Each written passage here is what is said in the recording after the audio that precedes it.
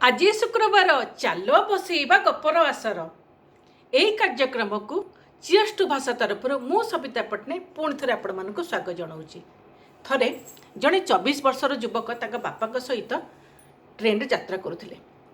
ଟ୍ରେନରୁ ଝରକା ବାଟେ ସେ ବାହାରର ମନୋରମ ଦୃଶ୍ୟ ସବୁ ଦେଖି ଦେଖି ଭାରି ଉପଭୋଗ କରୁଥିଲେ।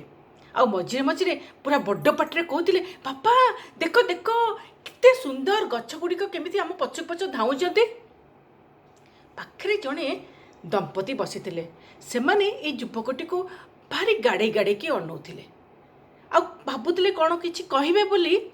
ପୁଣି ଥରେ ସେ ଯୁବକଟି ଚିତ୍କାର କରିକି କହିଲେ, ବାପା ବାପା ଦେଖ ଦେଖ ଆକାଶରେ କେତେ ବଢ଼ିଆ ବାଦଲ ସବୁ ଭାସି ଭାସିକିରି ଯାଉଛନ୍ତି। ଆଉ ବାପା ବି ଏସବୁ ଶୁଣିକି ଭାରି ଖୁସି ହେଇଯାଉଥିଲେ। ଆଉ ପୁଅର ଖୁସି ଦେଖିକି ତାଙ୍କ ମୁହଁଟା ବି ପୁରା ଆନନ୍ଦ ଉଲ୍ଲାସରେ ଭରି ଯାଇଥିଲା। କିନ୍ତୁ ସେ ଦମ୍ପତିଙ୍କ ଭିତରୁ ଜଣେ ସେଇ ଭଦ୍ର ବ୍ୟକ୍ତିଙ୍କୁ କହିଲେ, ଆପଣ ଏ ପିଲାଟିକୁ ଟିକେ ଭଲ ଡକ୍ଟରଙ୍କୁ ଦେଖେଇଲେ ହୁଅନ୍ତାନି? ସେ ଭଦ୍ର ବ୍ୟକ୍ତି କ'ଣ ଉତ୍ତର ଦେଲେ ଜାଣିଛନ୍ତି? ହଁ ଆଜ୍ଞା, ଆଜି ହିଁ ଏବେ ହିଁ ଆମେ ଡକ୍ଟରଙ୍କ ପାଖରୁ ଫେରୁଛୁ। ମୋ ପୁଅ ଜନ୍ମରୁ ଅନ୍ଧ ଥିଲା। ଆଜି ସର୍ଜରୀ ପରେ ସେ ପ୍ରଥମ ଥର ପାଇଁ ଏହି ସୁନ୍ଦର ପୃଥିବୀକୁ ଦେଖିପାରୁଛି। ବୁଝିପାରିଲେ?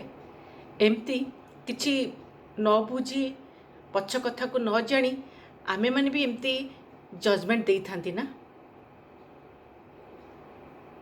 ଧନ୍ୟବାଦ।